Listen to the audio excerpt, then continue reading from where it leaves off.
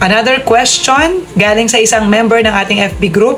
Sabi, pwede po ba sa mismong dental clinic na din humingi ng LOA? For dental services, hindi na po natin kailangan ng LOA. Kung sa Medicard ka magpapadental, kailangan mo lang ng appointment. Pwede kang mag-book via Medicard Go. Pwede ka rin mag-email sa kanila for appointment. Kung sa accredited dental clinics naman, magpapa-appointment ka doon, kontakin mo sila, and then alamin mo kung sa specific day na pupunta ka is pwedeng gamitin yung Medicard HMO mo.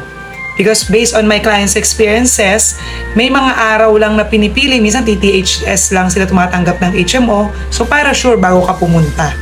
And then pagpunta mo sa scheduled date dun sa accredited dental clinic, banggitin mo ng maigi na ang i-claim mo lang ay yung mga services ng covered ng card mo. And pag naging okay, sila na po ang tatawag kay Medicard, hindi mo na rin kailangan mag-request ng LOA.